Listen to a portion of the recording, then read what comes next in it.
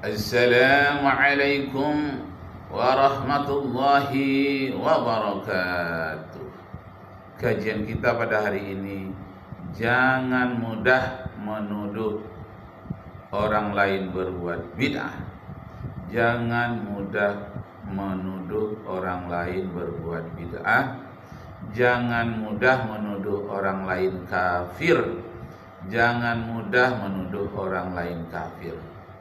Itu bid'ah itu. Itu kafir itu. Bid'ah, kafir, bid'ah, kafir, bid'ah, kafir. Ahli neraka, ahli neraka, ahli neraka. Jangan mudah mengucapkan seperti itu. Dilarang oleh para ulama kita yang sangat mengerti tentang Al-Quran dan Sunnah. Allahu Akbar, Allahu Akbar, walillahil hamd. Nah, kita dengarkan berikut ini. Imam Abu Hasan, al-insaful ilmi ma'al khusumi wa ruhi tasamuhi wal karahati syiqaq wa takfiril ashwa'i. Imam Abu Hasan dan orang yang mengikut beliau objektif dalam pembahasan akidah, sehingga dalam pembahasan akidah itu dia berusaha tidak berat ke kanan, berat ke kiri, tapi tengah, moderat kita sebut, atau wasat atau wasatiyah. Dan beliau tidak mudah untuk bagaimana mengkafirkan orang, menafikan keyakinan orang lain, dan mengeluarkan orang dari Islam. Sehingga terkenal ucapan beliau yang dinukil oleh Imam Ibnu Asakir dalam kitab Tabyin Kadhibil Muftari, "Ishhadu alayya anni la ukaffiru ahadan min ahli al-qiblah li'anna al-kulla yushiruna ila ma'budin wahidin wa innama hadha kulluhu ikhtilaful ibarat." Beliau ketika terbaring di atas dipan, sudah sakit, akan meninggal, kepada muridnya beliau mengatakan, "Muridku, bersaksilah kalian bahwa aku tidak mengkafirkan siapapun orang yang masih salat kiblatnya ke Ka'bah, yang masih kiblatnya sama dengan kita." Jadi kalau kiblatnya sama, itu tidak boleh dikafirkan. Kafirkan itu berasal dari kata kafara, artinya menutup hati dari kebenaran. Nah, jadi sesama Islam tidak boleh saling mengkafirkan, saling menuduh bid'ah, itu tidak boleh.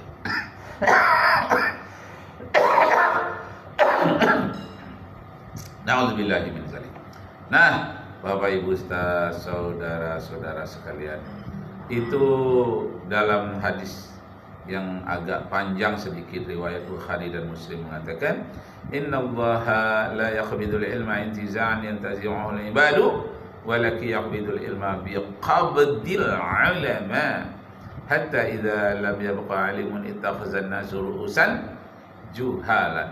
Nah, yang paling berbahaya itu adalah ru'usan juhalan, pemimpin-pemimpin yang jahil.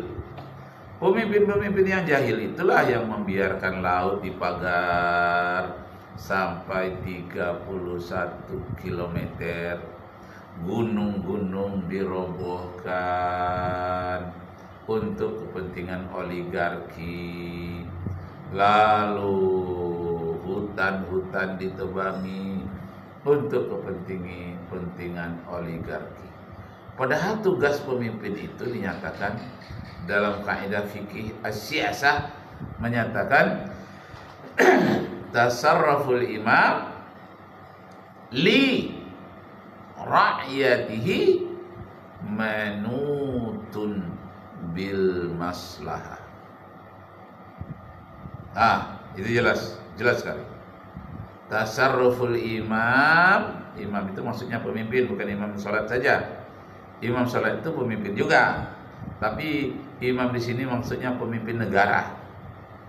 Tasarruful imam li ra'yatihi manutun bil maslahah.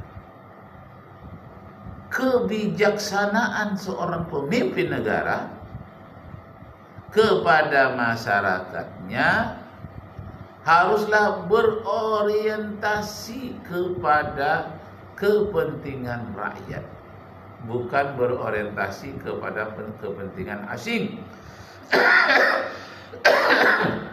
Tapi berorientasi kepada kepentingan rakyat, terutama rakyat yang paling lemah. Oh, apakah Islam itu anti asing? Tidak. Orang asing bagus dibawa bekerja sama, tapi kepentingan rakyat jangan sampai tertindas. Jangan rakyat merasa terampas oleh kepentingan asing. Asing itu bagus bergandengan dengan kita, sama-sama manusia dengan kita. Kalau mereka punya etos kerja lebih bagus, kita belajar kepada mereka. Boleh itu. Apalagi ayat Al-Quran di dalam surat Al-Hujurat ayat 13 dinyatakan, ya ayyuhan nas, hai sekalian manusia. Jadi bukan hanya orang beriman, bukannya ayyuhallazina amanu saja, tapi ini seluruh manusia, beriman atau tidak. Yang penting dia manusia. Ya ayyuhan nas, hai sekalian manusia, inna khalaqnakum min dzakarin wa unsa wa ja'alnakum syu'uban wa qabaila lita'arafu inna akramakum indallahi atqakum. Ingat saya waktu kuliah S3 dulu, ayat ini sering dibahas oleh Profesor Dr. Alyasa Abu Bakar dari Aceh. Dan beliau juga sebagai pemuji saya, dan alhamdulillah bimbingannya sangat baik sekali. Beliau orang yang masih hidup, ini tahun 2025, sehat-sehat saja. Beliau adalah mantan dari Dinas Syariah Aceh, kemudian dosen, juga dosen terbang ke Pekanbaru. Beliau lah pembimbing disertasi saya yang berjudul Ilmu Pengetahuan Bumi dan Antariksa dalam Sejarah Peradaban Islam. Disitulah nama Al-Hazin Al-Hawarizmi Ibnu Haytham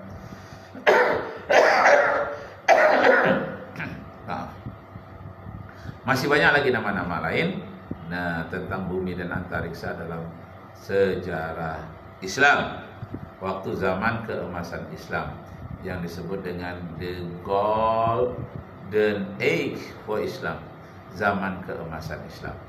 Nah, baiklah, khazanah ilmu pengetahuan Islam begitu banyak, tapi yang banyak diperdebatkan orang sekarang masalah fikih, masalah sains ada juga, tapi tidak begitu banyak. Nah, masih terkait kita dengan masalah mengikuti ulama, masalah ilmu pengetahuan yang terkandung di dalam Al-Quranul Karim. Mari kita dengarkan. Enggak aku kafirkan siapapun. Jangan mengkafirkan orang.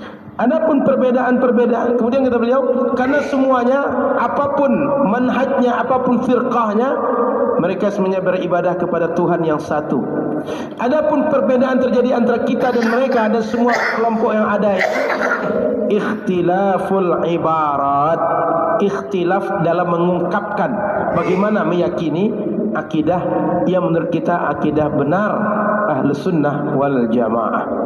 Jadi itu pokok akidah Imam Abu Hasan Al-Asy'ari. Nah, Bapak Ibu serta saudara-saudara sekalian, jadi tentang pokok-pokok akidah, saya mengajarkan pokok-pokok akidah tidak sampai 20. Walaupun pokok-pokok akidah itu ada dalam sifat 20 yang disampaikan oleh Al-Asy'ari.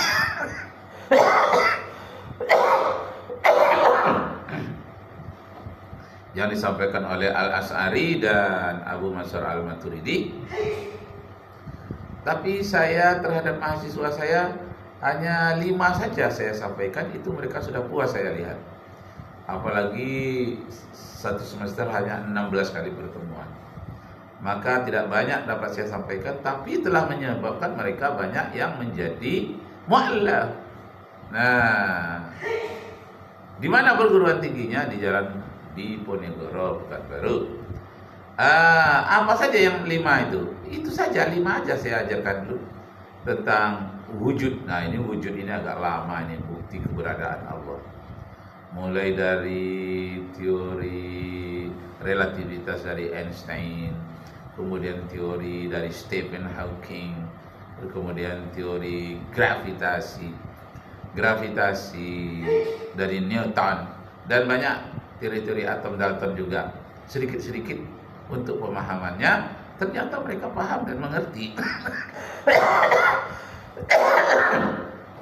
Secara umum tidak terlalu dalam, tapi bisa dipahami. Allahu Akbar, Allahu Akbar.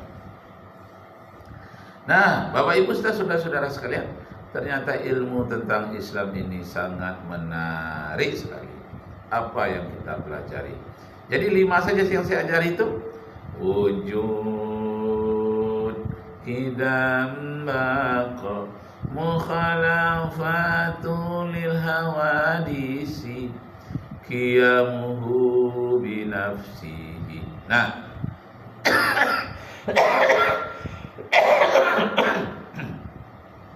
maaf, qiyamuhu binafsihi ini agak panjang uraian saya kepada mahasiswa saya. Ada 3 kali pertemuan. Tapi karena mahasiswa saya itu banyak yang non muslim, saya tidak banyak memakai istilah-istilah bahasa Arab supaya mereka jangan alergi. Bahkan saya mengambil istilah-istilah sains, bahkan istilah-istilah filsafat. Maka ada orang yang menuduh saya, Ustaz itu mengajarkan filsafat, katanya. Tidak. Cuma pendekatan filsafat secara umum pernah saya pakai untuk mengetahui tentang Allah itu maha berdiri sendiri, yang disebut dengan independence. Jadi kalau dependence itu dia tidak berdiri sendiri, terikat kepada yang lain. Tapi kalau independence, dia tidak terikat kepada apapun.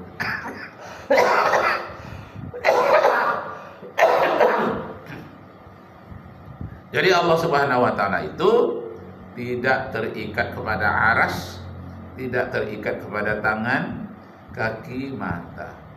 Lalu disebut ada tangan, ada mata, itu namanya majazi.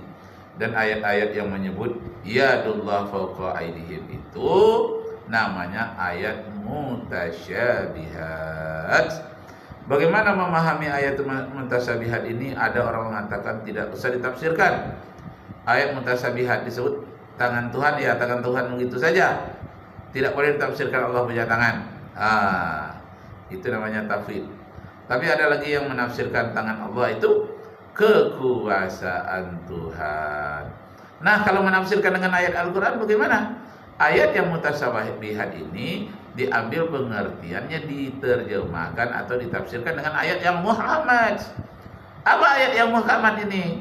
Tentang yadullah fawqa aydihim itu, yakni qul huwallahu ahad. Kita ambil ucapannya walam yakul lahu kufuwan ahad. Tidak ada yang setara dengan Allah, tidak ada yang selevel dengan Allah, tidak ada yang serupa. Kalau diserupakan Allah nanti sama-sama punya tangan, punya kaki, itu tasbih namanya. Jadi ada yang tajsim, ada yang tasbih. Jadi ada yang mujasimah, ada yang musabihah. Ini yang kita hindarkan supaya jangan terjadi walam yakul lahu kufuwan ahad. Kufu, sekufu itu selevel. Kufuwan ahad, tidak ada yang selevel dengan Allah, tidak ada yang sama dengan Allah. Barulah kita sampaikan ayat laisa kamitslihi syai'un fil ardi wala fis sama. Tidak ada yang serupa dengan Allah. Laisa kamitsli, mislu misal, perumpamaan. Tidak bisa Allah diumpamakan kepada makhluk. Allahu Akbar. Kita dengarkan sedikit. Sementara kalau kita tengok orang Wahabi, di luar mereka satu di antara dua. Kalau tidak orang kafir, ahlul bid'ah. Tidak ada yang ketiga. Boleh diuji. Sehingga dulu jadi janganlah sampai kita dituduh kafir. Saya juga pernah dituduh kafir, pernah dituduh ahli bid'ah. Lalu diam-diam saya mengatakan, iyalah saya ahli bid'ah, tapi ahli bid'ah hasanah. Apa itu bid'ah hasanah? peringatan Maulid Nabi, peringatan Isra Mi'raj, nuzul Quran. Allahu Akbar.